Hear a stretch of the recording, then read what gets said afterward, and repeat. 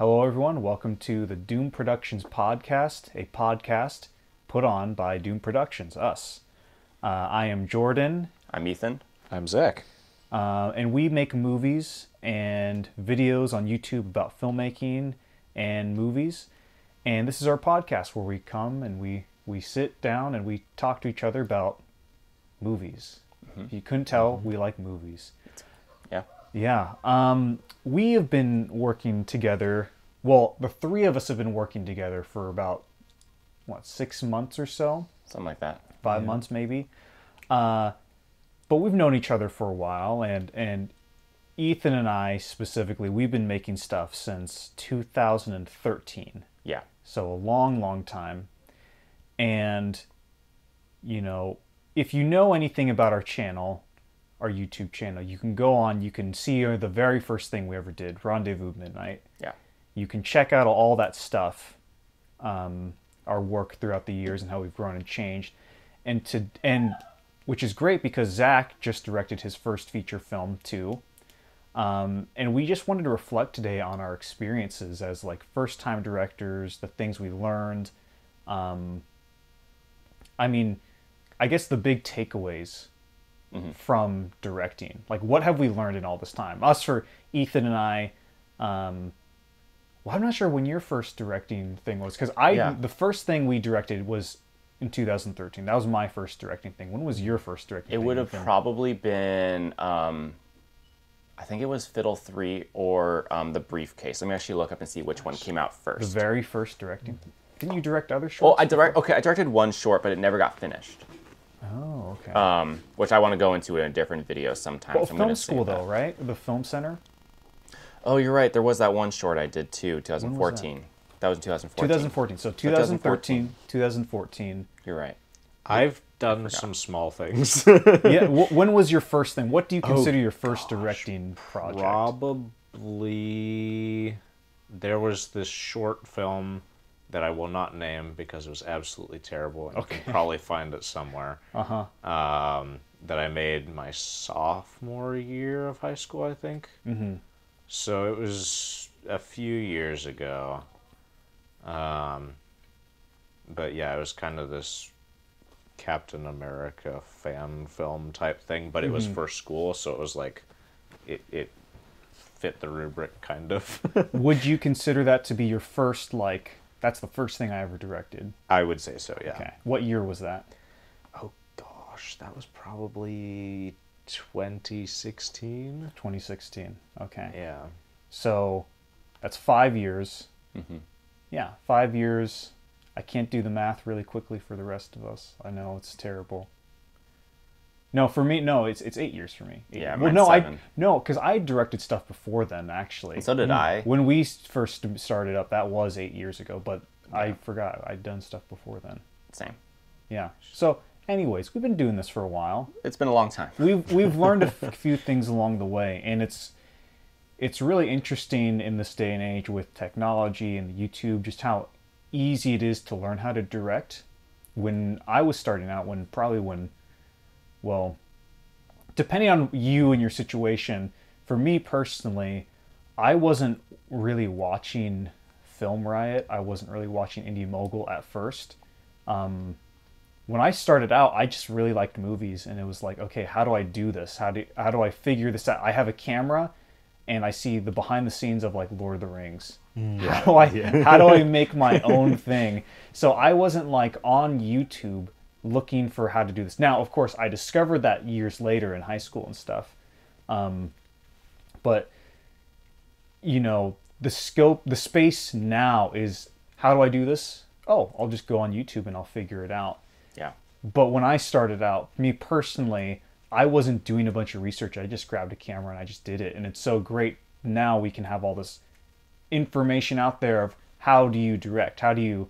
What does that look like? What are some tips you have? So for you two, what was it? Were you on YouTube before, looking up how to direct and make movies before you made your first movie, or did you just grab a camera? I don't remember if I looked up anything before my very first. I actually went back on my personal page, and my first short film that I made with my friend Cameron came out 10 years ago. Ooh. So it was May 12th, 2011. Nice. But I know we shot that in 2010, I Ooh, think. okay. So it would have been 11 years when we shot that. And so I don't think I looked up how to make a movie. Yeah. It was a running joke of ours, that this short film. And it's still available on my personal YouTube channel if you find that. It's not hard to find. And so we just kind of did it. Because it was just like, we kept joking like, oh, we should make a Doctor Who parody. We should make a Doctor Who parody because we were both really into it. Yeah. So we just kind of, over the course of years, because we started the idea in middle school. We didn't shoot it till freshman year of high school. So we would just bounce ideas back and forth and write down what we liked. And then when we actually had enough ideas, we went and made the thing. And we shot it on an iPod Nano because it had a camera on it. That's beautiful. So that was the first camera shot. And then my first camera that I got freshman year was a iPod Touch. It was the first model that came out with a camera on the back, and I still own it. Yeah. And that was how I shot movies. But it was like very goofy, very much that early YouTube vibe of you just went out and shot stuff with your friends. And it was always crappy, and it didn't really matter though. Yeah. But I didn't really watch a lot of filmmaking YouTube until a couple years later. Once we started the Caramel Shark phase, that's when things like Film Riot and Indie Mogul became things I was seeking out. Before then, it was just I watched the YouTube content I wanted to watch. But it wasn't like, here's how you do it. It was like, just here's a funny video. Yeah, I saw things like Smosh or Freddie Wong. Probably Freddie Wong was the closest to any of that I had seen. Yeah. But I didn't watch any of his behind the scenes stuff yet. I'd only watched his actual shorts. He had 2 channels for that. Yeah, I know. That was a whole different world. Yeah. So that's kind of where I started out, was just making dumb stuff with my friends and Yeah. not really caring if it was good or bad. You just made it Yeah. because you wanted to. Yeah. Yeah. Zach, how about you? The question was, Before you directed your first thing, did you look up on YouTube like how to direct? Were you looking at that kind of stuff, or did you just grab a camera and you're like, I want to do this, I'm not going to look up anything? I had done a little bit of that.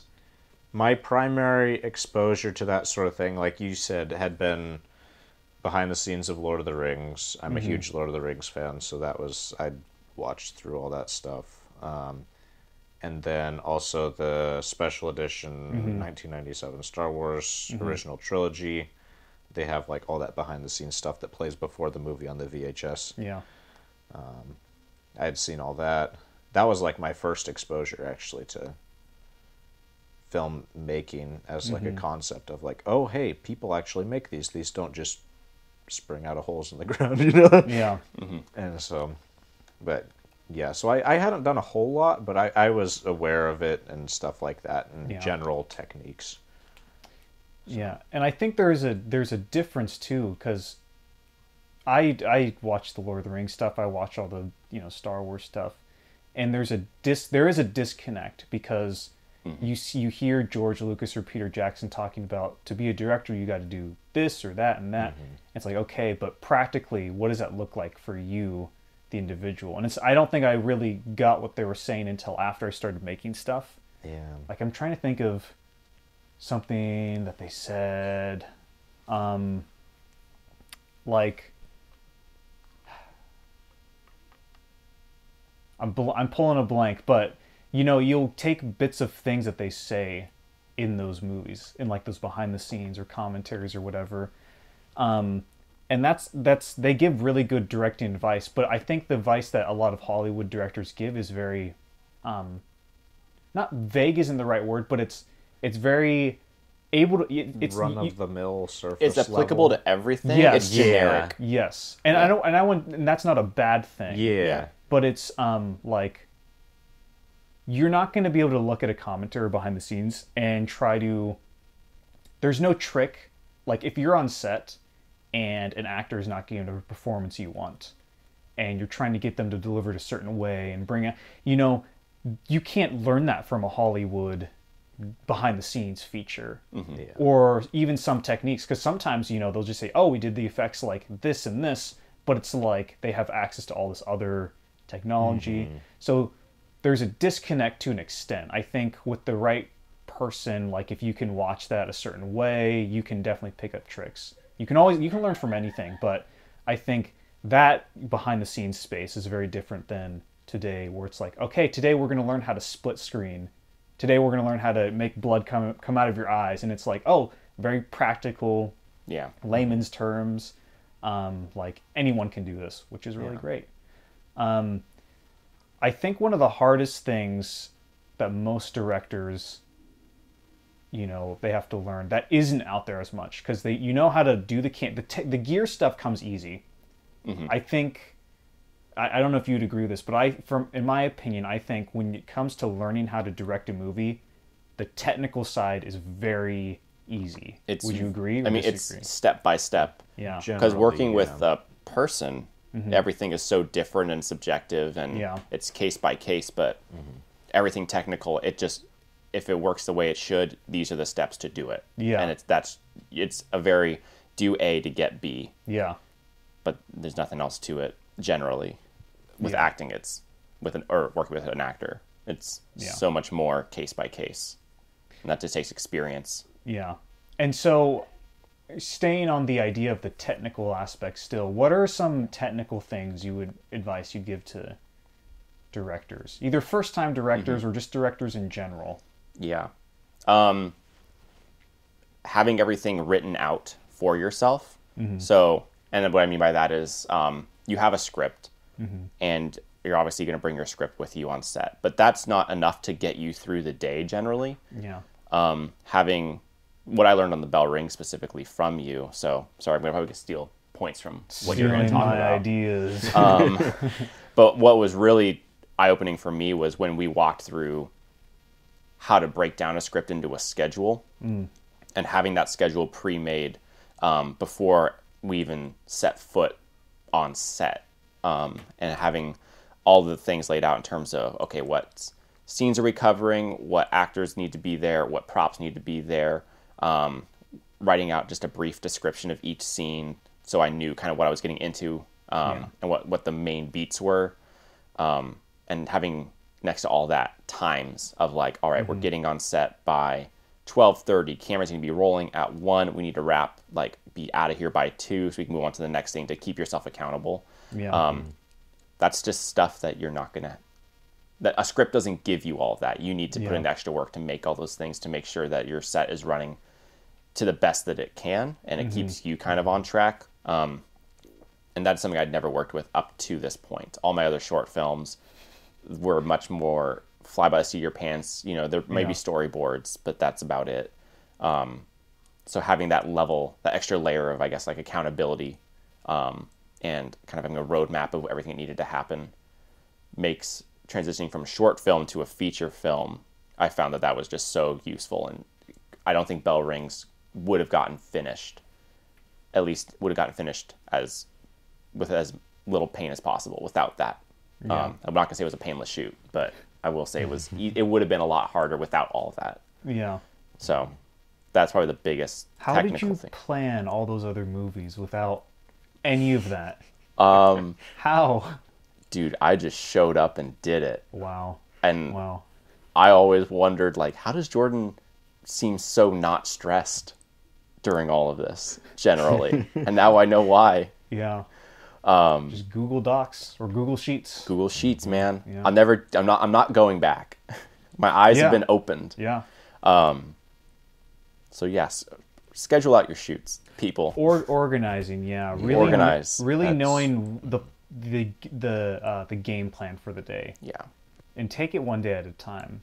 Like, show up, have a plan. You're gonna do what scenes you're gonna do, who needs to be there, what you need to have, what gear you need to have, how long it's gonna take. You need to know all that stuff before. Yeah, that's very, very important.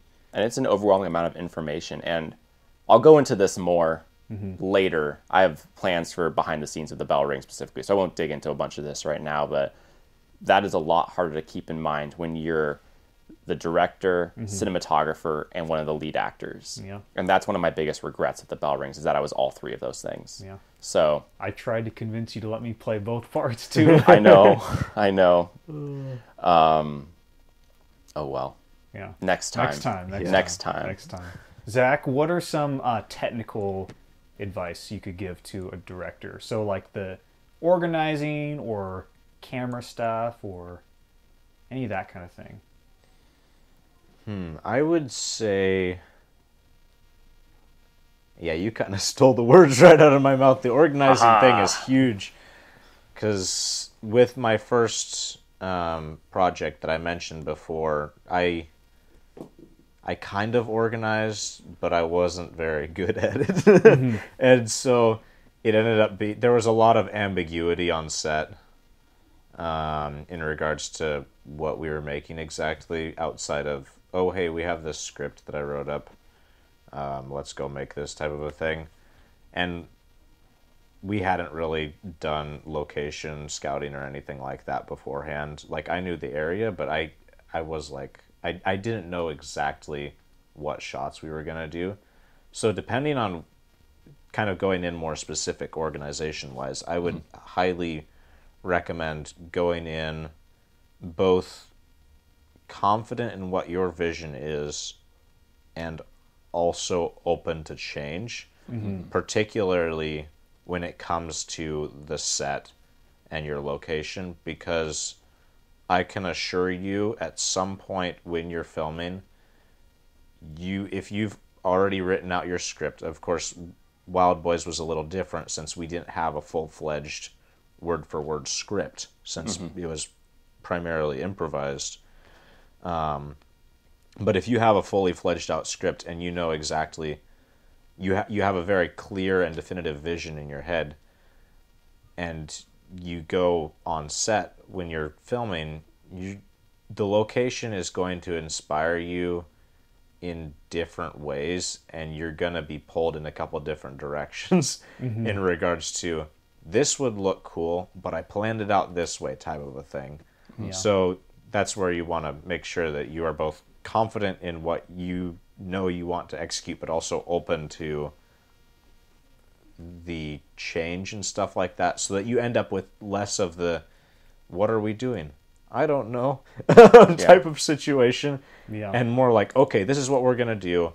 And then if somebody comes up with a suggestion, oh, we could do this. Or if you get inspired by something on set, or end up seeing, oh, this person improvised this in one take, let's try that again, type of a thing. Yeah. Because you may find something that you like better than your original product type thing. So that less on the technical side, but kind of tied in with location type stuff. And in that it's more of the mindset approach of being both confident and open. And being confident and knowing your vision doesn't mean this is the way it's going to be. You dig your heels in. It's knowing it in a way where if something drastically had to change, like if you lose an hour at your location and you have to change the way something's going to get shot, it doesn't mean, oh, we're canceling, come back another day. It's like, oh, wait, I know this so well, I can pivot and still get what I want to come across, even though it's going to be shot or put together in a way that's different than what I had initially planned out. That's the level of knowing your content you should have. So it's not, it has to be this way. I mean, sometimes it does have to be a certain way, but it's good to be able to think on your feet, and so you don't get caught in that situation of, oh no, I don't know what to do next, and you freeze. Yeah. Because that's the one thing you don't want to do as a director, is just get frozen on set. Because that can kill your production. And on the similar note, knowing your movie and your story, whatever your project is, it's also knowing what not to compromise and what not to change. Because we've all had examples of when we're on set and something comes up, a logistical thing, maybe location or an actor or something comes up where we have to change, and knowing when to say, it's absolutely necessary. Sorry, we actually do need this shot. We do have to come back and get this another day. Or, oh, you know what? This shot actually isn't important, so let's just skip it and let's move on to the next thing. Like, being able to know what's going to make or break your movie, that's kind of what knowing your movie's all about. I mean, I'm huge on, for me, like, knowing your script, your story, inside and out. You should be able to, like, say, like, maybe not the exact scene number, but you should know, like, between scene 60 and 75, that's this sequence. You should be able to know that as a director. So you know the pacing of your movie. You know when things happen. You know why they happen. You know the tone. You know how people should feel. You should know what happens before, what happens after. You have to contextualize your scenes within a larger picture, which is tricky. And knowing your stuff knowing your content and all that, that's a huge part of that. And not, you know, not letting yourself get stuck on anything that's unimportant, but also staying true to whatever your vision is, whatever your intention is. I think a really important technical thing for people to know about filmmaking is cause and effect of your choices and your images. I remember the very first thing I directed, it was supposed to be, I'm not sure if it's public. It was called Perfect Day. It's about a guy who is his like birthday, and he wants it to be a really good day, and then nothing really happens, and he's really disappointed, and there's a kind of a wrap up of ending and everything. But I remember watching the movie and being like, you know, throughout the movie, I wanted him to be checking his phone and see that nobody had messaged him, and he was disappointed in that. And when I watched my footage, when I watched the edit, I was like, it doesn't come across like that. Like, the guy picks up his phone and he looks at it, but I don't know, as an audience member, what he's feeling. And I realized that, you know, in that moment, this is a very specific example, but I learned, oh, I needed a reaction shot of the guy. Because what happened was I got a wide shot of him picking up his phone, close up of the phone, he puts the phone down and he keeps walking. He looks totally unaffected by the phone itself. Yeah. What I needed was a reaction shot of him. So something that's really, that was one of the very first things I ever learned making a movie is you have to know how to tell a story visually. Yeah. And there's no way to learn how to do it other than just to do it. Or just examine other movies, because you might say, hey, we'll do a close-up here just because that's what they do in movies. But if you don't know why they're making that choice, it's kind of, you know, kind of screw you, because you're making these choices you don't understand, or you might not be right for your story and all that. When you're a first-time director, I think it's really easy. I know that I struggled with this, and I think I would hope it's common, and I would assume it is, where you feel like you know what's happening in the story to the point where you don't explain things. Like, you assume, oh, I know he's upset. This should just come across. Yeah. And you don't put much more thought into it than that. So then you find yourself, like, when you're watching the edit back with someone who hasn't seen it yet, you're explaining to them what's happening. Yeah. And that's kind of a thing where you have to learn how to exactly visually storytell and convey that stuff, because otherwise you can't be there to explain your movie to someone as they're watching it. Yeah. It should carry itself. And that is a learned skill. It can take a lot of time. Some people can catch on maybe faster, but you have to put in the work for that. And then inversely, also understanding what not to show as well when it comes to that sort of thing. Because, like, one of the things that I remember going over in film school my first year was we had been talking about, like, camera shots and stuff like that. And one of the things that my professor brought up was the thing that he noticed so many times in, like, student films was, like, oh, there's, like, the classic, like, oh, they wake up, the character wakes up, and it's like, yes, that's overused, but we'll move on. But basically, there was, like, oh, yeah, they're, like, close up on, like, something on their dresser, and then it's like they move on, and that never comes back. And it's because the close up is always used to show, oh, something is important here, look at this. Vast majority of the time, either that or it's a throw off moment or whatever, but that gets more complicated. But normally it's just like, hey, this is important, audience, look at this.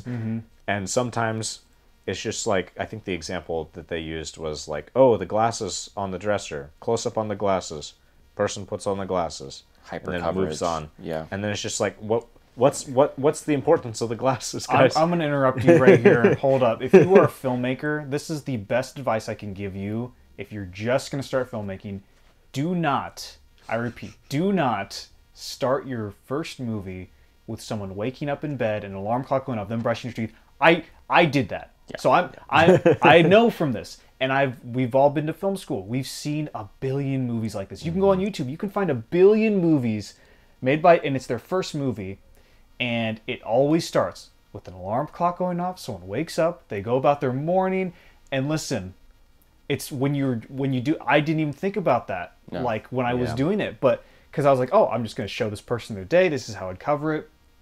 It's a cliche. Avoid it as much as you can. It worked at first.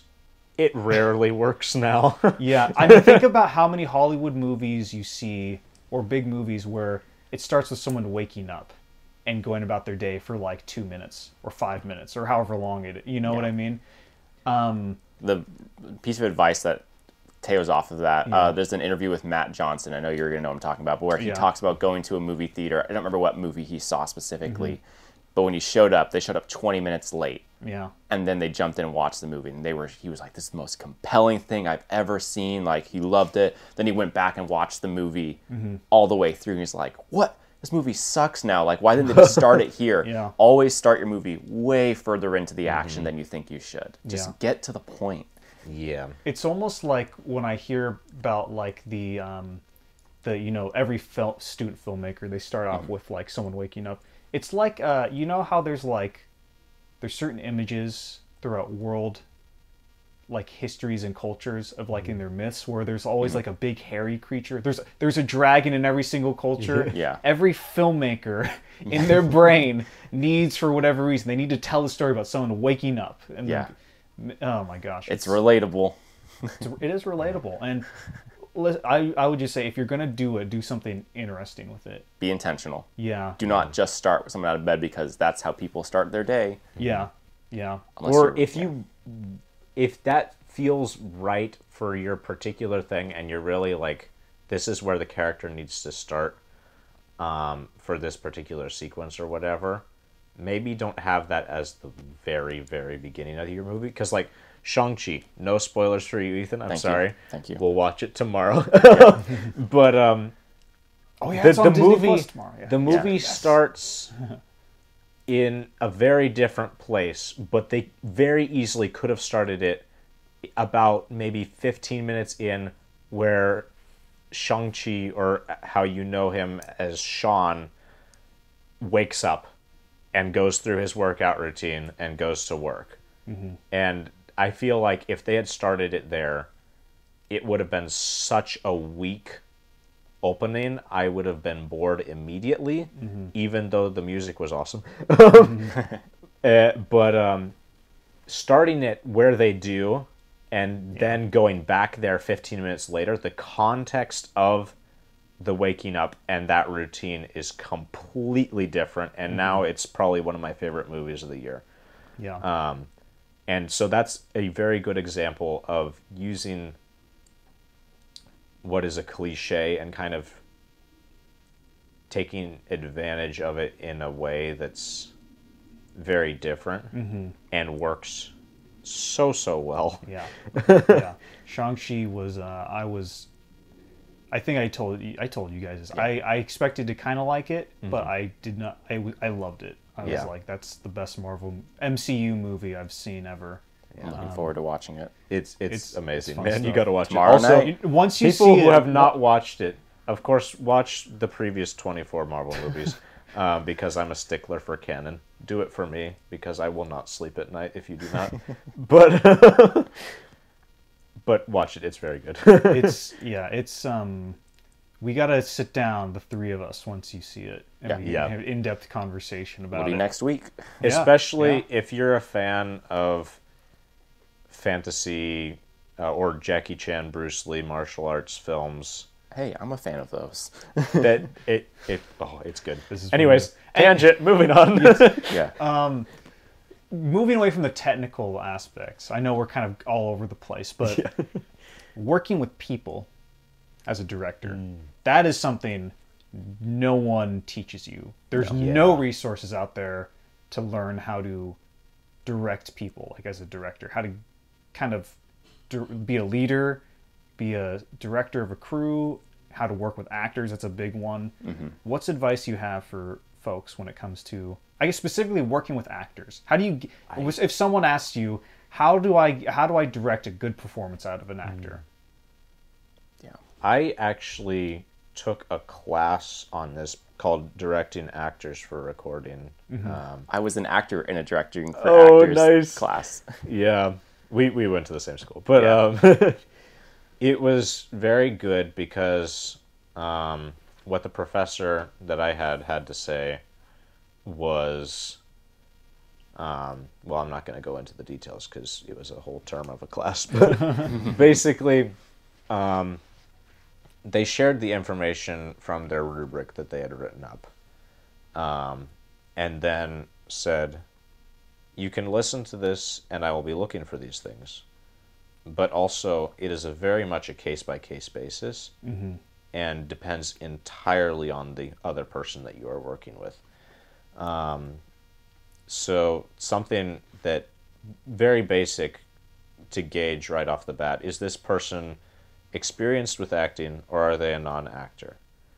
In that they have not acted previously, whether being on stage or in front of the camera, which of course are different in a few different ways, but we won't go into that. But yeah, that makes a very big difference in how you direct an individual, and also how you approach the entire production when it comes to approaching actors. Because I've had experience with both, and that class very much helped me in regards to opening my eyes, particularly to how to direct people who are not experienced with acting, because it's very much, you as a director are trying to convey your vision to the actor so that the actor knows what to do.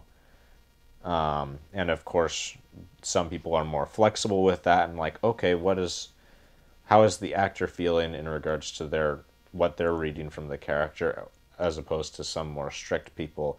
Sometimes they're more like, no, this is what I want from you, just give me this and we'll move on, type of a thing.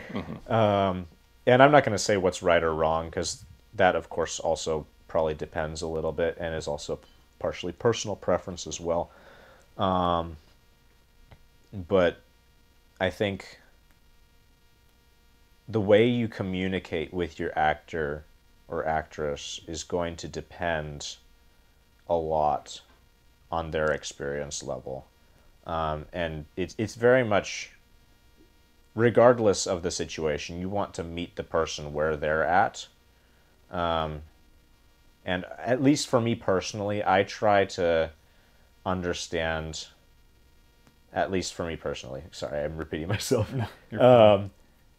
what they're reading into the character first, as opposed to being strict. But I keep my vision in the back of my mind so that I can kind of see both what they're seeing, and then I can go from there and say, okay, depending on what they're feeling for a certain scene or whatever, then I can say, okay, does this align with what my expectation was? Does this work? Is it better, type of a thing? And also just running it with them, whether practicing it or for the first couple takes or whatever it ends up being. Just getting a feel for their style and stuff like that. And of course, if you hold auditions, we haven't really done that. No, not a lot. Yeah. But if you choose to do that, that can help you get a head start on that, as opposed to on set the day of. But Yeah. it's a very complicated process, and I definitely am not going to claim to know almost any of the answers, but it's a process, and it's very much a mindset thing as well. But I think you're right, though. The very first thing you have to do is figure out how your actor works. Like, because no two actors are the same, so you got to figure out how they want to work, and then cater around that. Essentially. And then it's very much a psychology thing. Yeah, Where you're having to serve them to make sure they are able to give the performance that they are supposed to give. Yeah. If you're working directly against them, then it doesn't work. Because, I mean, even if you want to shoot, let's say it's more convenient to shoot out of order, that's how most movies shoot anyways, but that actor that you hired who's perfect for the role, like, if you lost them, you lose a movie. If they're like, I cannot act out of order. We need to go in order because it's part of my process or whatever. Well, you have to shoot in order now. Like it might be a struggle. Maybe you can like kind of try to barter with a couple of scenes, like, hey, these scenes aren't as emotional. Could we shoot those out of order and just try to work with them? But cater to your actor when it comes to what's gonna give them or help them give the best performance. Because ultimately, if you're a stickler for the schedule and you're like, no, we're shooting out of order, and then they show up to set and they're like, oh my gosh, I don't know where I'm at. I've lost my motivation. I can't orient myself within the movie. Their performance is going to suffer, and you're going to watch a movie and you're like, yes, it was all organized perfectly. And then you sit down to watch the edit and it's just like, oh, this is a terrible performance, but they were so good in the audition. When I talk, what happened? Well, you didn't listen to them. That's what happened. Yeah. You got to listen to your actors when it comes to character stuff. A lot of times they're the protectors of that character, and they want to maintain what that character is about. So always what I like to do is, find out how the actor likes to work. All the themes, the character arcs, all of that stuff, I always discuss that before shooting. When we're on set, I keep it practical and in the moment. So I don't need to have a 20-minute conversation with someone on set of, so in this moment your character is missing your father, but the father figure isn't there. I'm not going into the themes and the character overall. They know that stuff because we've done it. What I do instead is say, bring up the energy more. Give me some more positive, happy energy. Or let's pull back on the energy. Let's see what happens if you don't fluctuate your voice like that. What if we did this where you keep your voice really down here? We're playing with the I guess the muscles of the actor more than anything. Like their body posture, their voice, their tone, their loudness, you're playing with those things. And again, it's still all very case by case, because some actors you can say, hey, be more happy, and they'll be like, okay, happy, got it. Other actors, they'll be like, they'll need something more tangible, like be louder at this line. I'm like, okay, louder. And because louder might read as more happy. So again, keep your direction short and sweet and very easy, kind of goal oriented, like be louder, be happier, move around, be happier, be sadder, and I know people I can hear other people being like, oh, be sad or be happy. That's what amateur it's not amateur directing. We all know what happy is, we all know what sad is. I usually give a scale. That's something we do on our sets. Yeah, we do that a lot. We give a scale. If one is, say if it's like 1 is really sad and 10 is like really happy, give me a 7. Or like give me, give or like give scales of anger. Like if Scales of anger. 10 is just, or if 1 is just you're keeping it all in, but you're mad, and 10 is like throwing chairs, give me a 5. Like we'll kind of scale it in there just so. Yeah. And, or like after I'll watch a take, I'll be like, if that was a 5, give me a 8, give me a 9. That's a lot of like practical stuff. Like keep it practical and kind of logistical, something like physical. And blocking's another important one too. Blocking's don't just depending on your movie, because every movie's different. I wouldn't want to give this advice to every movie, but if you're going to have 2 actors performing a scene, let's say you want it to be kind of realistic and represent some part of the movie, the character, the themes, whatever, do not just have them sit down and talk. It's a movement is needed. Have them, try to have them walk around, have them use their body, because that's what we do as humans. We use our body to express ourselves and like move around a room and like tower over people or shrink down. Have people be physical when it comes to their role. Don't just think about the voice, unless of course that's what you're going for, which is intentional. Because ultimately movement and visuals are what keep people interested and entertained by the movie. Otherwise they'd just listen to a podcast like this. Because then it's just the vocals that are intriguing to you. And at that point, the visual serves nothing. So at that point, it's like, give their meaning for people to move. and do stuff, because that's really going to engage people, even if it's just like, hey, this person is pouring coffee while they're talking to somebody. That's better than just sitting. And I mean, reverse shot is great, and there's a lot of variability to it. But when it's just the same thing over and over and over and over and over again for 2 minutes, it gets old very quick. Yeah. So you have to be intentional about everything. Yeah. So maybe you have a character who loves running around and moving around and is very expressive. If that's their arc in the movie, or that's who they are, if you have a scene later in the movie where they are still, they're not moving, they're not expressive, that comes across and that has an effect of like, oh, this character has changed. So again, we're not saying don't have your character sit still, or don't or only have people move around, but think about how the movement plays into your character and those choices, all those little choices. There's so many. Because the absence of movement, like you said, can also be incredibly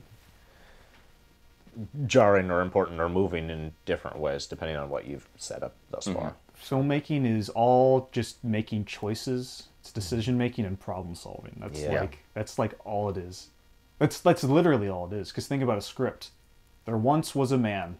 What happens next? Well, you have to choose what that man is going to do, and then you keep making choices until you hit export on whatever software you're using. Or it's like, do I choose to hit export, or do I just not export? And do I not just leave the thing here to taunt me for the rest of my days? Feeling called out right now? No. I'm just kidding. I'm just kidding. I think I got a project I've been editing too, so I'm in that a little bit of that mode too. Yeah. Yeah, but I mean, I guess to wrap up, I can't remember what the point you were making was, but I'm not sure I do either. I can't remember. We kind of working with first-time actors and knowing the actor. Yours was working specifically with actors. Yes. And giving very tangible goals. Yes. Ethan, what are some acting tips or people tips? I guess my piece of advice kind of slots right in between what you guys were talking about. If yours is picking your actor and kind of working with their style, yours is stuff on set. Mine is kind of that in between when you're kind of getting rolling. And specifically, I'll use examples from The Bell Rings, because when that movie was getting written, I already had my cast picked out, and we were talking, we were having regular meetings through the screenwriting process. So what was really great about that, and this wouldn't apply to every project, but parts of it I think can be pulled for working with actors, but it's I was able to talk through where I was going with each character and kind of play that to them, because I knew what the characters were roughly going to be no matter what. But as I was writing drafts and kind of getting this stuff put together, I was able to sit down with everyone and be like, all right, Jordan, here's what your character is right now. Here's where it's at. Here's this draft of the script. Let's discuss through your character and see what changes need to be made. Since you kind of, again, you're the guardian of that character. You're the one whose job is to know him best. Yeah. How do we best give this character his space in the screenplay? And the same thing with the other actors. And so it took the pressure off of them having to show up on set and have a 20-minute discussion about their character. It was just, you've spent so much time with this character and seeing them grow and change that you kind of can adjust to anything on set. And something else that was really useful that I did was giving homework for everyone of here are some things you can watch that will apply to your character or kind of fit a theme or it fits in some way that can kind of help you out if you need a visual example of where your character is coming from. So I had movies or TV shows or whatever that I picked out that was if you want more, here's some stuff you can watch. You don't need to if you don't want to, but it's there. Just so that way you can get a feel for where the direction we're heading. Just so that everyone's on the same page. Because the hardest thing is if your director is, if you're directing and your headspace is in one area and your actor is somewhere completely different, that's just going to make it that much harder to get to the point where you want everyone needs to be. So making sure you have as many little kind of landmarks that you can reference, just so you're not having to explain yourself. It's oh, remember the shot in this movie that we all sat down and watched for your movie to kind of prepare? That energy is what we're trying to replicate here. Then everyone kind of has a landmark of where you're working from. And I think that kind of stuff is just helpful to know where you're going and just to give everyone, again, like an idea of what's happening. Yeah. It's been a while since I've done that. I'm trying to think of the last movie where I like gave people like, hey, watch this movie before It was the sci-fi short that we shot last year. Oh, yeah. That's right. Yeah. Is this I forgot about that. Yeah, it's under wraps still. The one? Yep. It's under wraps still. Yeah. Yeah. Yeah. It'll get done. It'll get done. Looking forward to it. Me too. Yeah. So it's something we do every now and again. It's not an every project thing. Yeah, it's usually, that's very... Like for Video Carnage, we thought about that stuff more after the movie was done than before. And I don't want to be like, we're so original, because I don't think that. I think No. I mean, we know what we pull from. They're clear influences, but sometimes when you make a movie, that the movie you're making has like direct ties to another movie, which is really helpful to watch beforehand or show people, so you can be like, hey, this is what we're going for. Yeah. There's a short, for example, so My Father Was a Spaceman, that was a short film we did years ago. Yeah. And before, when I met with the cast and the crew, I said, watch like Interstellar and Contact. If you're going to watch anything, watch those two. There might have been some other movies I said, but I threw out Interstellar and Contact for people to check out. And if you see the movie, you'll kind of know why, because it seems very similar in a couple ways to those movies. But again, it kind of depends, because something like Two Little Ghosts or Video Carnage, I wasn't really thinking about like what movies is similar to, how do I communicate. I didn't feel like there was a direct line. It was just kind of a movie I wanted to make. It didn't come from any like other movie. Now, that would have been great if there was another movie that was similar, because it would have been a lot easier just to be like, see this scene here, do that, or like the do closest we something had was visually Nicholas Winding Refn for Video Carnage. for Video Carnage. Like we knew that was the look with the color specifically. Yeah. But that was about as much as we were referencing. And we did uncolored stuff that's- before too, so it was That's kind been of part of so our ingrained. DNA. Yeah, that's so Yeah. ingrained to what we do now. It's kind of like if it's daylight and it's bright and it's natural lighting in our movies, that's weird. Yeah. We prefer to shoot at night because We it's like easier. shooting at night. We like it at dark. We like using green and red and blue lights. We like it all neon. We like that. That's a norm for us. That's our home. Yeah, that's where we're safe. Yeah. That's where we're comfortable. And I think the other thing that like it's really important too. I mean, hopefully we're answering some people's questions. It might be nice to have people submit like directing questions for us That would be really cool. to answer. Yeah, in fact, actually, if you're on YouTube, put those in the comments down below, and we may make a part 2. Yeah. If you have questions, If you're listening on Spotify, we're easy to find on Twitter. Yeah. That's a good place to message us. There's a link on Spotify. You can find us. Yeah, You'll put see those it. in there, because I'm kind of speaking for myself, but I'm sure we'd all love to hear what your questions are, and we want to...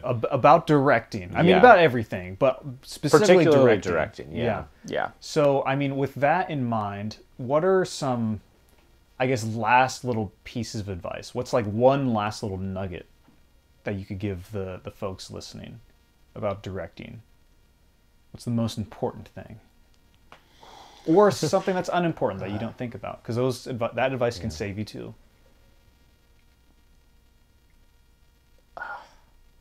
I think it's really hard. This is something I will go into more in the bell rings again. This is the biggest thing I learned on the bell rings, and I probably already alluded to it some. I will give the takeaway bit here though, which is when you're an indie filmmaker, a no-budget filmmaker, when you're making movies and you as the director are the one driving the project forward, that should be your number one priority. That should be where you're putting all your time into. So you should be trying as best you can to offload extra work. Yeah. And I know that's not always possible, and that's totally fine. But just know that it's really hard to do everything and still give your directors or your actors like the attention they need. And that should be like your focus. So When you say extra work, do you mean work for the movie, or do you mean work like external? Yeah. Great clarification. I mean, if you can do both, that's awesome. But I know that's definitely not within the ability of most people. Yeah.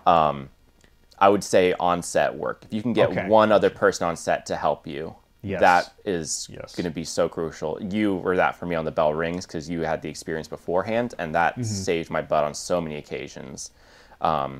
where I wasn't quite sure what decision to make, and I would bounce an idea off of you, and you would help me figure out what I needed to do next.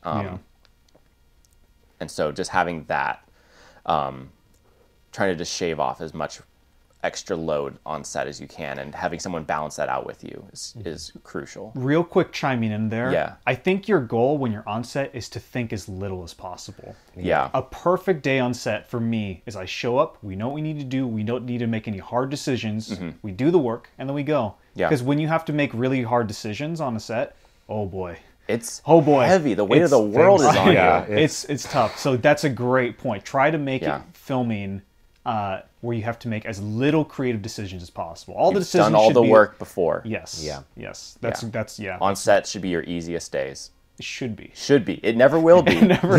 But that's what you're striving for. Yeah. Zach, what's your last little piece of advice? Man, I would say... I'm going to say something, and then I don't say anything. I should say. I had something while Ethan was talking. I can and go it if you slipped my want note. to think. Yeah, give me a moment. Yeah. I think this is... you might not think it's... We've kind of talked about this before. I guess there's two little things. One, have fun. You got to have fun. If you're not having fun, if you're miserable and you're hating life and all that kind of stuff, maybe making movies isn't for you. Or maybe scale back on the kinds of movies you're making if you're really miserable and you're not having fun. Because ultimately, this should be... It's an artistic thing. It's a great, fun, collaborative thing. Like, what an honor. You get to make movies with your friends or other people you like spending time with. That's a really cool thing, and you should enjoy that. It shouldn't be a thing where you show up to set and you're like, ugh. I mean, I know, personally, I've been there. I know that. I mean, I've been there, but I've still had fun on those days, and I still got to make an awesome movie with those days. So have fun, and also be nice to people. Yeah. We've made videos on this. Just... It's one of those things where it's like, I couldn't, if you don't what I mean by be nice to people, maybe you should be nicer.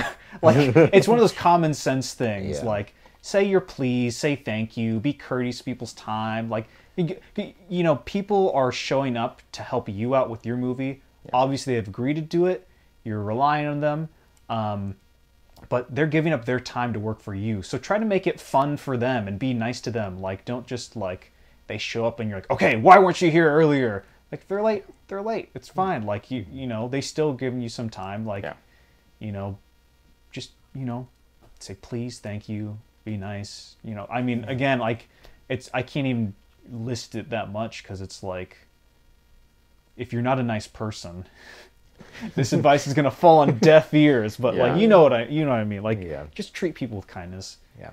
If more people were kind, the world would be a better place. I understood that reference. Tolkien fans think alike. But that actually leads really well into what I was going to say. I remember now. I was going to say, approach each day on set, and both pre-production and post-production and principal photography, all that jazz.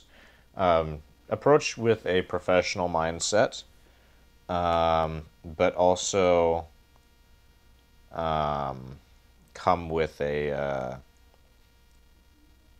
willingness to create an environment that is comfortable for everybody. Because the nice thing about indie filmmaking is, at least with us specifically, is oftentimes you're working with people you already know that are friends. And so that kind of caters easily to kind of a casual environment, which works really well, and helps kind of have that connection with the people beforehand and stuff like that, so that you have this kind of more comfortable environment. Of course, you also want to have that professionalism side so that things actually get done. But especially when working with people that you may not know as well or at all before this particular project that you're working on or whatever, definitely make it a situation where they can be comfortable and stuff like that in the whole process, because ultimately, like Jordan said, you are relying on them to deliver their portion of the project. But if they're not going to want to do that, you're Yeah. screwed. Like if they're dragging their feet to set because you've set an environment that's unprofessional. I mean, unprofessional in the way of like, gosh, everyone's just goofing off. No one's taking this seriously. They're treating me like garbage or whatever. Yeah, like, yeah, you got to set that standard. Yeah. Yeah. Great. All right. Well, this was some good discussion, some good advice. Yeah. Hopefully you guys listening have found something useful that you can take over to your set. And it is a thing that just gets better with practice. So the more stuff you're directing and the more kind of situations you get, the more well-rounded of a director you're going to be. So, but yeah, if you have questions specifically on directing, and you can get as specific as you want to be, we're happy to hear them, and we'll make a part 2 to this. So if you're on YouTube, like Zach said, leave a comment down below. If you're listening on Spotify, you can click the link and come over to our YouTube channel to leave a comment there, or you can find us on Twitter. We're also on Instagram, and if you're still over on Facebook, we're kind of there too. We have a page, yeah. So reach a out to us. We're happy to take questions, and we're excited to hear from you guys. So be sure to look out for the next episode of the podcast. We release episodes every Monday, so we'll see you there. And until the next one, see you later.